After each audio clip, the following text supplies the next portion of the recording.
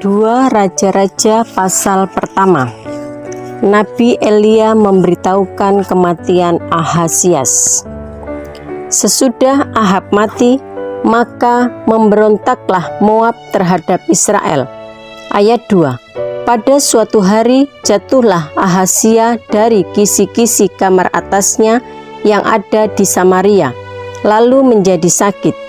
Kemudian dikirimkannyalah utusan-utusan dengan pesan, "Pergilah, mintalah petunjuk kepada Baal Zebub, Allah di Ekron. Apakah aku akan sembuh dari penyakit ini?" Ayat 3. Tetapi berfirmanlah malaikat Tuhan kepada Elia orang Tisbe itu, "Bangunlah, berangkatlah menemui utusan-utusan Raja Samaria, dan katakan kepada mereka, apakah tidak ada Allah di Israel sehingga kamu ini pergi untuk meminta petunjuk kepada Baal Zebul, Allah di Ekron?" Ayat 4. Sebab itu, beginilah firman Tuhan, engkau tidak akan bangun lagi dari tempat tidur di mana engkau berbaring, sebab engkau pasti akan mati.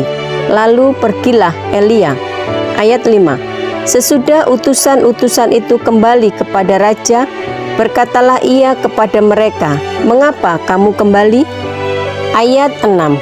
Jawab mereka kepadanya, "Ada seorang datang menemui kami dan berkata kepada kami, 'Pergilah, kembalilah kepada raja yang telah menyuruh kamu, dan katakanlah kepadanya, beginilah firman Tuhan, apakah tidak ada Allah di Israel, sehingga engkau menyuruh meminta petunjuk kepada Baal Zebul, Allah di Ekron? Sebab itu engkau tidak akan bangun lagi dari tempat tidur di mana engkau berbaring, sebab engkau pasti akan mati." Ayat 7. Lalu bertanyalah ia kepada mereka, "Bagaimanakah rupa orang yang telah datang menemui kamu itu, dan yang mengatakan perkataan ini kepadamu?" Ayat 8. Jawab mereka kepadanya, "Seorang yang memakai pakaian bulu dan ikat pinggang kulit terikat pada pinggangnya." Maka berkatalah ia, "Itu Elia, orang Tisbe." Ayat 9. Sesudah itu disuruhnyalah kepada Elia seorang perwira dengan ke-50 anak buahnya. Orang itu naik menjumpai Elia yang sedang duduk di atas puncak bukit. Berkatalah orang itu kepadanya, "Hai abdi Allah, raja bertitah, turunlah." Ayat 10. Tetapi Elia menjawab, katanya kepada perwira itu, "Kalau benar aku abdi Allah, biarlah api turun dari langit memakan engkau habis dengan ke-50 anak buahmu." Maka turunlah api dari langit memakan dia habis dengan ke-50 anak buahnya. Ayat 11. Kemudian raja menyuruh pula kepadanya seorang perwira yang lain dengan ke-50 anak buahnya. Lalu orang itu berkata kepada Elia, "Hai abdi Allah, beginilah titah raja, segeralah turun." Ayat 12. Tetapi Elia menjawab mereka, "Kalau benar aku abdi Allah, biarlah turun api dari langit memakan engkau habis dengan ke-50 anak buahmu." Maka turunlah api Allah dari langit memakan dia habis dengan ke-50 anak buahnya. Ayat 13. Kemudian raja menyuruh pula seorang perwira yang ketiga dengan ke-50 anak buahnya. Lalu naiklah perwira yang ketiga itu, dan sesudah sampai, berlututlah ia di depan Elia, serta memohon belas kasihan kepadanya, katanya, "Ya abdi Allah, biarlah kiranya nyawaku dan nyawa ke-50 orang hamba-hambamu ini berharga di matamu." Ayat 14. Bukankah api sudah turun dari langit memakan habis kedua perwira yang dahulu dengan ke-50 anak buah mereka? Tetapi sekarang biarlah nyawaku berharga di matamu. Ayat 15. Maka berfirmanlah malaikat Tuhan kepada Elia, "Turunlah bersama-sama dia, janganlah takut kepadanya." Lalu bangunlah Elia dan turun bersama-sama dia menghadap raja. Ayat 16. Berkatalah Elia kepada raja, "Beginilah firman Tuhan, Oleh karena engkau telah mengirim utusan-utusan untuk meminta petunjuk kepada Baal Zebul Allah di Ekron, seolah-olah tidak ada Allah di Israel untuk ditanyakan firman-Nya, maka sebab itu engkau tidak akan bangun lagi dari tempat tidur di mana engkau berbaring, sebab engkau pasti akan mati. Ayat 17. Maka matilah raja sesuai dengan firman Tuhan yang dikatakan oleh Elia. Maka Yoram menjadi raja menggantikan dia dalam tahun kedua zaman Yoram bin Yosafat raja Yehuda, sebab Ahazia tidak mempunyai anak laki-laki. Ayat 18. Selebihnya dari riwayat Ahazia, apa yang dilakukannya, bukankah semuanya itu tertulis dalam kitab sejarah raja-raja Israel? 2 Raja-Raja pasal 2. Elia naik ke surga. Menjelang saatnya, Tuhan hendak menaikkan Elia ke surga dalam angin badai. Elia dan Elisa sedang berjalan dari Gilgal. Ayat 2. Berkatalah Elia kepada Elisa, baiklah tinggal di sini, sebab Tuhan menyuruh aku ke Betel. Tetapi Elisa menjawab, demi Tuhan yang hidup, dan demi hidupmu sendiri, sesungguhnya aku tidak akan meninggalkan engkau. Lalu pergilah mereka ke Betel. Ayat 3. Pada waktu itu, keluarlah rombongan nabi yang ada di Betel mendapatkan Elisa. Lalu berkatalah mereka kepadanya, sudahkah engkau tahu bahwa pada hari ini tuanmu akan diambil daripadamu oleh Tuhan terangkat ke surga?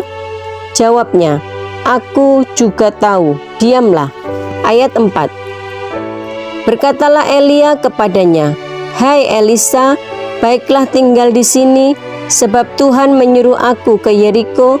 Tetapi jawabnya, demi Tuhan yang hidup, dan demi hidupmu sendiri, sesungguhnya aku tidak akan meninggalkan engkau. Lalu sampailah mereka di Yeriko.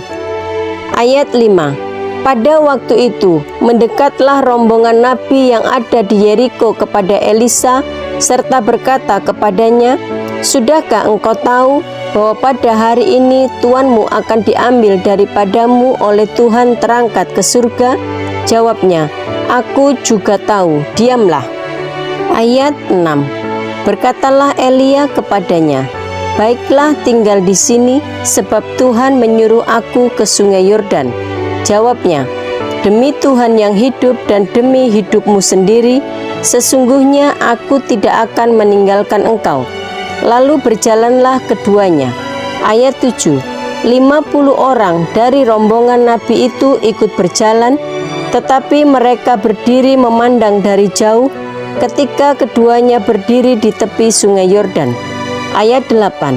Lalu Elia mengambil jubahnya, digulungnya, dibukulkannya ke atas air itu, maka terbagilah air itu ke sebelah sini dan ke sebelah sana, sehingga menyeberanglah keduanya dengan berjalan di tanah yang kering. Ayat 9. Dan sesudah mereka sampai di seberang, berkatalah Elia kepada Elisa, mintalah apa yang hendak kulakukan kepadamu sebelum aku terangkat daripadamu. Jawab Elisa, biarlah kiranya aku mendapat 2 bagian dari rohmu. Ayat 10. Berkatalah Elia, yang kau minta itu adalah sukar, tetapi jika engkau dapat melihat aku terangkat daripadamu, akan terjadilah kepadamu seperti yang demikian, dan jika tidak akan terjadi. Ayat 11. Sedang mereka berjalan terus sambil berkata-kata, tiba-tiba datanglah kereta berapi dengan kuda berapi memisahkan keduanya. Lalu naiklah Elia ke surga dalam angin badai. Ayat 12. Ketika Elisa melihat itu, maka berteriaklah ia, Bapakku, Bapakku, kereta Israel dan orang-orangnya yang berkuda. Kemudian tidak dilihatnya lagi, lalu direnggutkannya pakaiannya dan dikoyakkannya menjadi 2 koyakan. Ayat 13. Sesudah itu, dipungutnya jubah Elia yang telah terjatuh, lalu ia berjalan hendak pulang dan berdiri di tepi sungai Yordan. Ayat 14. ia mengambil jubah Elia yang telah terjatuh itu, dipukulkannya ke atas air itu sambil berseru, "Di manakah Tuhan Allah Elia?" Ia memukul air itu, lalu terbagi ke sebelah sini dan ke sebelah sana. Maka menyeberanglah Elisa. Ayat 15. Ketika rombongan nabi yang dari Yeriko itu melihat dia dari jauh, mereka berkata, "Roh Elia telah hinggap pada Elisa." Mereka datang menemui dia, lalu sujudlah mereka kepadanya sampai ke tanah. Ayat 16.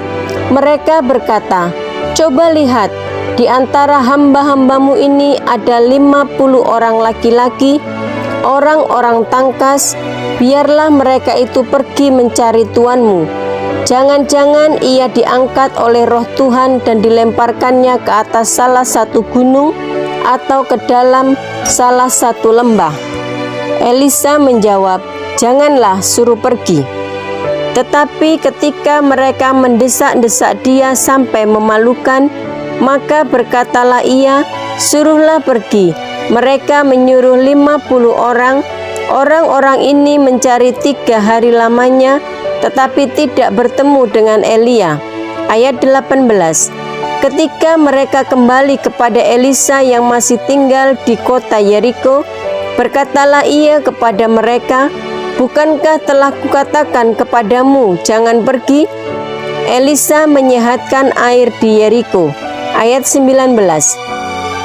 Berkatalah penduduk kota itu kepada Elisa, "Cobalah lihat, letaknya kota ini baik, seperti tuanku lihat, tetapi airnya tidak baik dan di negeri ini sering ada keguguran bayi." Ayat 20. Jawabnya, "Ambillah sebuah pinggan baru bagiku dan taruhlah garam ke dalamnya." Maka mereka membawa pinggan itu kepadanya. Ayat 21. Kemudian pergilah ia ke mata air mereka dan melemparkan garam itu ke dalamnya serta berkata, "Beginilah firman Tuhan, telah kusehatkan air ini, maka tidak akan terjadi lagi olehnya kematian atau keguguran bayi." Ayat 22. Demikianlah air itu menjadi sehat sampai hari ini, sesuai dengan firman yang telah disampaikan Elisa. Anak-anak Betel mencemooh Elisa. Ayat 23. Elisa pergi dari sana ke Betel, dan sedang ia mendaki, maka keluarlah anak-anak dari kota itu, lalu mencemoohkan dia serta berseru kepadanya, "Naiklah botak, naiklah botak." Ayat 24. Lalu berpalinglah ia ke belakang, dan ketika ia melihat mereka, dikutuknyalah mereka demi nama Tuhan. Maka keluarlah 2 ekor beruang dari hutan, lalu mencabik-cabik dari mereka 42 orang anak. Ayat 25. Dari sana pergilah ia ke Gunung Karmel, dan dari sana pula kembalilah ia ke Samaria. 2 Raja-Raja pasal 3. Yoram berperang melawan Moab. Yoram anak Ahab menjadi raja di Samaria atas Israel dalam tahun ke-18 zaman Yosafat Raja Yehuda, dan ia memerintah 12 tahun lamanya. Ayat 2. Ia melakukan apa yang jahat di mata Tuhan, tetapi bukan seperti ayahnya dan seperti ibunya. Ia menjauhkan tugu berhala Baal yang didirikan ayahnya. Ayat 3. Namun demikian, ia masih berpaut kepada dosa Yerobeam bin Nebat yang mengakibatkan orang Israel berdosa pula. Ia tidak menjauhinya. Ayat 4. Mesa, Raja Moab adalah seorang peternak domba. Sebagai upeti ia membayar kepada Raja Israel 100.000 anak domba dan bulu dari 100.000 domba jantan. Ayat 5. Tetapi segera sesudah Ahab mati, memberontaklah Raja Moab terhadap Raja Israel. Ayat 6. Keluarlah Raja Yoram pada waktu itu dari Samaria, lalu ia memeriksa barisan seluruh orang Israel. Ayat 7. Selanjutnya ia menyuruh orang kepada Yosafat Raja Yehuda dengan pesan, "Raja Moab telah memberontak terhadap aku. "Maukah engkau bersama-sama aku berperang melawan Moab?" Jawabnya, "Aku akan maju, kita sama-sama.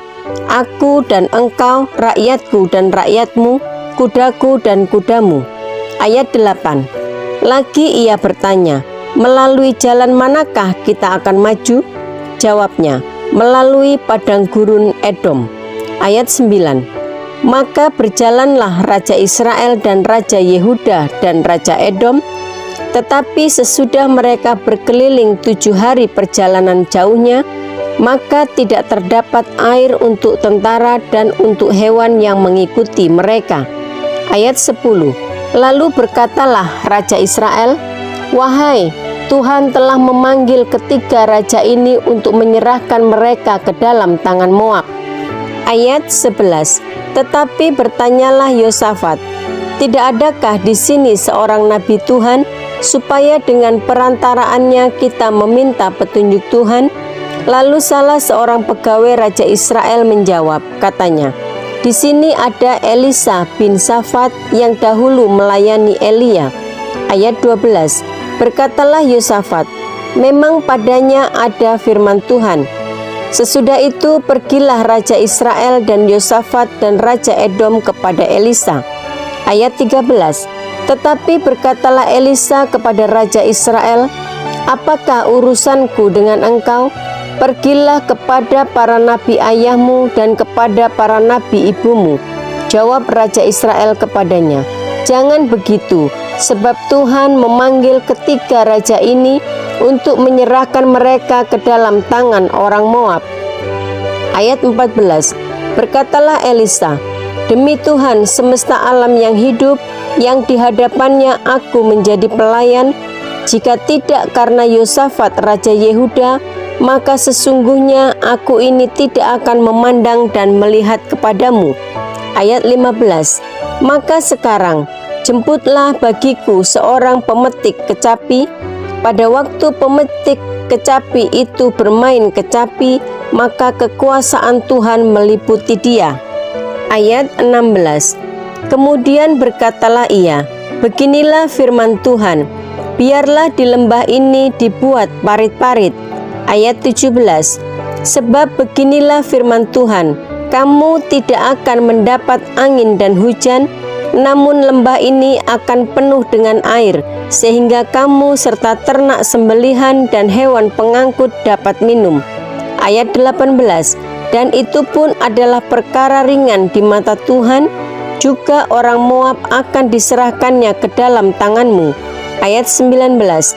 Kamu akan memusnahkan segala kota yang berkubu dan segala kota pilihan. Kamu akan menumbangkan segala pohon yang baik. Kamu akan menutup segala mata air dan kamu akan merusakkan segala ladang yang baik dengan batu-batu. Ayat 20. Keesokan harinya, ketika orang mempersembahkan korban, datanglah dengan tiba-tiba air dari arah Edom, lalu penuhlah negeri itu dengan air. Ayat 21. Ketika didengar seluruh orang Moab bahwa ketiga raja itu telah maju memerangi mereka, maka dikerahkanlah semua orang yang masih sanggup menyandang pedang, bahkan orang-orang yang lebih tua juga. Kemudian mereka ditempatkan di tepi perbatasan. Ayat 22. Keesokan harinya pagi-pagi, ketika matahari bersinar atas permukaan air itu, tampaklah kepada orang Moab itu bahwa air di sebelah depannya merah seperti darah. Ayat 23. Lalu berserulah mereka, "Itu darah." Tentulah raja-raja itu telah berbunuh-bunuhan, yang seorang membunuh yang lain. Maka sekarang marilah menjarah, hai orang-orang Moab. Ayat 24. Tetapi ketika mereka sampai ke perkemahan orang Israel, maka bangkitlah orang Israel itu lalu memukul orang-orang Moab, sehingga mereka lari dari situ, dan makin jauhlah mereka menerobos ke dalam Moab sambil menewaskan orang-orang Moab itu. Ayat 25. Mereka meruntuhkan kota-kota dan menutupi setiap ladang yang baik dengan batu, karena setiap orang melemparkan batu ke atasnya. Mereka menutup segala mata air dan menumbangkan segala pohon yang baik, sampai hanya Kit Hareset saja yang ditinggalkan. Tetapi kota ini ditembaki oleh orang-orang pengumban dari segala penjuru. Ayat 26. Ketika Raja Moab melihat bahwa peperangan itu terlalu berat baginya, diambilnyalah 700 orang pemegang pedang bersama-sama dia untuk menerobos ke jurusan Raja Edom, tetapi tidak berhasil. Ayat 27. Kemudian ia mengambil anaknya yang sulung yang akan menjadi raja menggantikan dia, lalu mempersembahkannya sebagai korban bakaran di atas pagar tembok. Tetapi kegusaran besar menimpa orang Israel sehingga mereka berangkat meninggalkan dia dan pulang ke negeri mereka.